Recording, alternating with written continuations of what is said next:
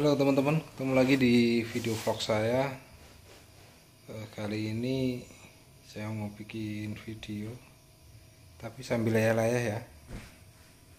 Karena ini tadi saya habis dari perjalanan lumayan, jadi agak capek.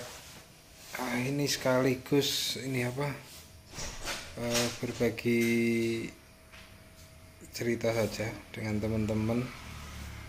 Karena dari video-video saya di YouTube itu akhirnya beberapa teman-teman itu banyak yang DM saya, ada yang WA saya, ada yang DM saya di sosial media saya. Dan saya tidak menyangka antusias teman-teman yang tahu saya dari YouTube banyak sekali yang curhat. Kebanyakan curhat di WA ya. Jadi banyak teman-teman yang curhat masalah kondisi manajerial di usahanya, dan ada yang curhat juga tentang mesin-mesinnya. Gini, tentu kita itu menyadari bahwasanya kita itu pengen usaha kita itu kan berkembang menjadi lebih besar, menjadi lebih kuat, pokoknya ya semakin sukses semakin gimana gitu ya. Cuma kan kita juga harus siap mental juga, siap segala-galanya. Kalau misalnya kita pengen berkembang, pengen semakin besar kan, pondasi kita juga harus semakin kokoh ya. Jadi kan tidak mungkin kalau usaha kita semakin besar kemudian pondasi kita juga tidak semakin besar. Nah, salah satu hal yang perlu kita siapkan itu ya mental kita untuk menghadapi sesuatu yang besar itu. Kadang-kadang kita itu siap dengan hal-hal kecil tapi juga tidak siap dengan hal-hal yang besar ya. Karena tentunya di balik hal yang besar itu juga akan timbul masalah yang semakin besar.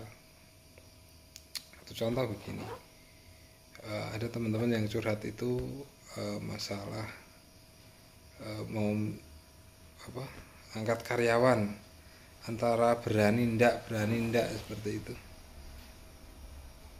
dan minta pertimbangan. Kalau saya ngangkat karyawan nanti gimana hasilnya, gimana nanti gajinya, kan seperti itu. Jadi semakin besar perusahaan itu karyawan juga semakin banyak. Menurut saya begitu. Jadi kalau semakin besar perusahaan pasti karyawannya semakin banyak. Kalau kita pengen perusahaan kita semakin besar tapi kita takut punya karyawan atau takut untuk menggaji karyawan, ya saya kira tidak mungkin perusahaan kita semakin besar. Jadi semakin besar karyawan, semakin besar perusahaan akan berbanding lurus dengan jumlah karyawan. Itu aja, simpel saja. Jadi kalau pengen usaha kita semakin besar ya karyawan kita harus semakin banyak. Tuh. Terus semakin besar perusahaan, semakin banyak masalah yang timbul. Ada beberapa patah itu begini, masalah itu harus dinikmati, dan saya juga berusaha seperti itu. Tapi untuk menikmati semua masalah yang timbul itu juga harus siap dengan ilmunya biar kita bisa menikmati masalah. Nanti kalau kita mau menikmati masalah tapi tidak punya ilmu untuk menyelesaikan masalah itu, ya kita akan semakin tertekan, jadi tidak menikmati. Kalau menurut saya ya cara menikmati masalah itu yang mencari solusinya dan sudah siap solusinya, seperti itu. Nanti akan nikmat. Jadi semakin diberi masalah itu semakin nikmat karena kita bisa menyelesaikan masalah itu. Dan tentu masalah itu kan sudah bisa kita prediksi. Nah, nanti kalau kita sudah memprediksi masalah yang mau timbul di perusahaan kita harus sudah siap-siap dengan solusinya gitu. Jangan hanya memprediksi masalah tanpa menyiapkan solusinya, nanti kita pusing sendiri gitu. Jadi teman-teman yang sudah semakin berkembang perusahaannya, sudah semakin maju ya, diinventarisir masalahnya itu nanti kira-kira munculnya apa seperti itu, terus disiapkan solusinya biar nanti ketika masalah itu memang sudah datang kita sudah siap solusinya.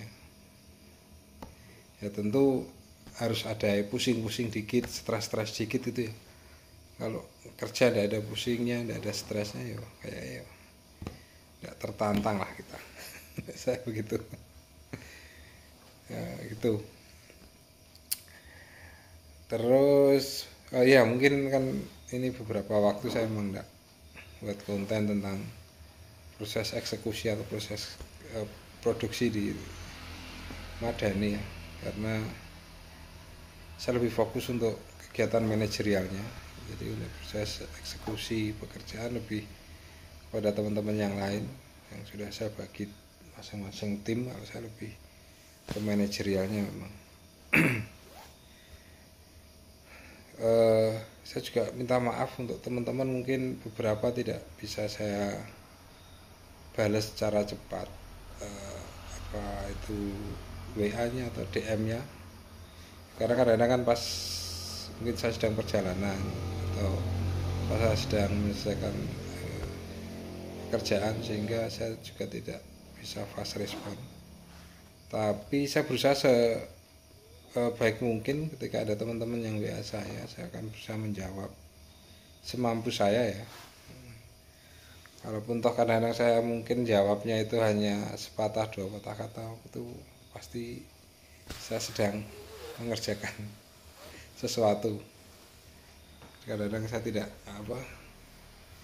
hanya fokus di sosmed saja. Untuk kelanjutan usaha itu penting ya. Jadi tentu di awal pas kita mau merintis usaha itu kan kayaknya berat gitu. Nah, nanti kalau sudah jalan itu lebih berat ya, menurut saya. Karena begini, kalau usaha itu sudah jalan, kita itu punya satu tugas untuk mempertahankan jalannya usaha itu. Di sisi lain gitu, ada teman-teman kita, ada orang lain yang juga pengen usaha seperti kita, dan mereka kan akan jadi saingan kita secara naluri, secara alami. Orang itu pasti pengen mengalahkan kita, orang biasa itu sudah alami ya. Dalam hal persaingan itu hal yang wajar, tidak perlu dianggap terlalu ini itu. Jadi namanya persaingan tuh pasti ada keinginan untuk mengalahkan. Saya misalnya begini, saya punya omset 100.000, mungkin teman-teman yang baru mulai usaha, saya juga pengen ya punya omset sehari 100.000 kan begitu. Terus nanti saya juga pengen lah omset saya lebih dari dia, saya pengen 110.000. Itu hal yang wajar, jadi tidak perlu terlalu dipermasalahkan. Jadi kalau ada persaingan itu menurut saya malah bagus, jadi kita semakin kompetitif, semakin meningkatkan mutu pelayanan. Dan untuk persaingan yang terjadi itu tidak harus menimbulkan permusuhan ya. Kalau ada saingan kita dengan usaha yang sama ya happy saja.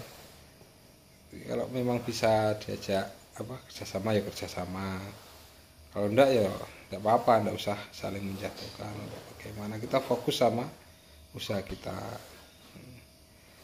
Nah, kadang-kadang teman-teman yang baru mulai usaha itu sungkan untuk menjadi saingan yang sudah ada. Ya wajar sih hal seperti itu. Tapi kalau nanti teman-teman enggak berani memulai, ya kapan memulainya? Toh suatu saat ada gilirannya, misalnya kita sudah jalan gitu ya, generasi di bawah kita nanti dia akan menjadi pesaing kita, kan mesti ada masanya. Jadi mungkin saya sekarang akan menjadi pesaing di generasi sebelum saya. Usia saya sekarang sekitar 40-an, saya tentu akan menjadi saingan senior saya yang usianya 50-an kan gitu. Nanti kan saya sampai puncaknya terus saya turun. Nah, nanti akan ada junior yang di bawah saya yang akan naik, yang akan gantian mengalahkan saya. Kan di dunia itu seperti itu, kita anggap wajar saja. Jadi ya, kita harus tahu diri lah. Jadi suatu saat kita pasti akan di puncak, tapi suatu saat kita pasti akan di bawah. Suatu saat kita pasti akan dikalahkan gitu. Jadi kalau ada saingan kita yang memang bisa kita ada join ya join. Kalau enggak ya enggak apa-apa, kita saingan aja. Hari ini kita menang, suatu saat kita pasti kalah. Itu sudah hukum alam, jadi enggak perlu terlalu dipermasalahkan. Jadi kita harus siap-siap. Hari ini kita mengejar, suatu saat kita akan dikejar. Seperti itu. Tapi selama kita masih dalam kondisi fit, kita siap fight, kita siap berjuang, ya sudah, kita keluarkan seluruh kemampuan, kita fighting, kita sama-sama kasih pelayanan terbaik untuk konsumen kita. Gitu ya.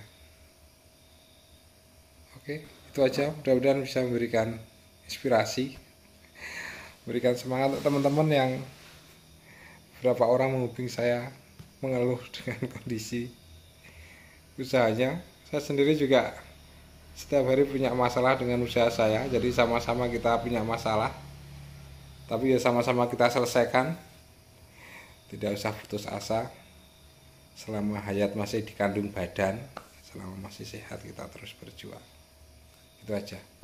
Kita sama-sama membangkitkan usaha kita, dan mudah-mudahan ini menjadi sesuatu yang positif.